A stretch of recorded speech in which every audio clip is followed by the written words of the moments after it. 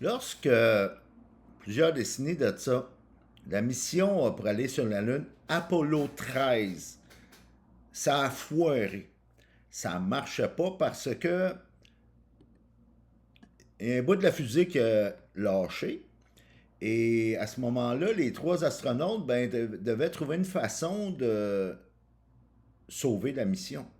Et là, ce qu'ils ont fait, ils ne sont pas tombés dans ce qu'on appelle la positivité. Tu sais, le fameux, là, ça va bien aller. Parce il était à 2500 milles de la Terre. Puis là, ce qu'il devait faire, c'est tomber au ce qu'on appelle en psychologie au neutre. C'est-à-dire, puis je suis tombé sur ce livre-là dernièrement de l'auteur Trevor Moawad, qui a été un coach en préparation mentale pour plusieurs équipes de football de la Ligue nationale de football. Et ce que l'auteur fait réaliser, en prenant exemple sur cette mission-là qui a foiré, ben, c'est que tu peux pas passer de la pensée négative direct à la pensée positive.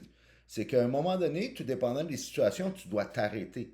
Tu dois analyser ce qui va pas bien. Tu dois analyser tes ressources, tu dois analyser tes options, les solutions. Et c'est ce que l'équipage d'Apollo 13 a fait. Justement, ils se sont dit, bon, on va oublier ça. Finalement, il n'est pas possible qu'on atterrisse sur la Lune comme c'était prévu. Alors, comment on peut faire pour revenir en sécurité sur la Terre?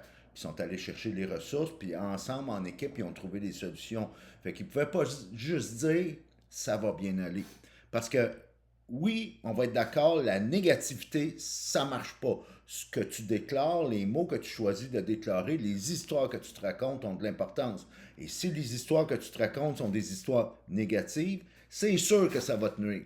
Sauf que, on a tous des bad luck. On a tous des défis, on a tous des obstacles qui arrivent, tout le temps des bad curves qu'on n'a pas vu venir.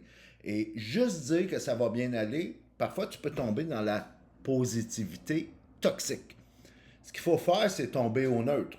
Un peu comme ce que l'auteur fait réaliser, la métaphore qu'il utilise, c'est que si tu es en voiture, là, tu t'en vas par en avant, là, puis que tu as besoin de reculer, de te mettre de reculons, tu vas devoir te mettre au neutre avant de passer du drive par en avant pour aller de reculons et vice-versa.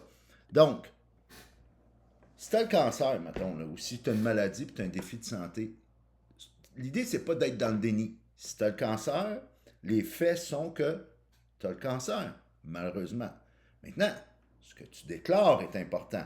La vision que tu as, c'est important. Puis les histoires que tu te racontes sont importantes. Sauf que, oublie jamais l'étape que quand tu es dans quelque chose de potentiellement négatif, quand tu es dans une situation où ça va pas bien, la meilleure façon, la plus productive et sustainable, là, qui est durable dans le temps, c'est l'étape de neutral thinking, la pensée neutre. J'analyse froidement, objectivement les faits, les circonstances, la situation. Je regarde ce qui se passe, mes ressources, qu'est-ce que je peux faire, quelles sont les solutions possibles, quelle est l'aide que je peux aller chercher. Et après ça, là, on regarde en avant et on s'en va vers la positivité, bien sûr. C'est la meilleure façon de, comment dire, te sortir d'une situation qui est, entre guillemets, négative. Alors, pense à ça la prochaine fois. Pensez neutral thinking et tu vas être bien plus productif, bien plus efficace, puis bien plus solide mentalement.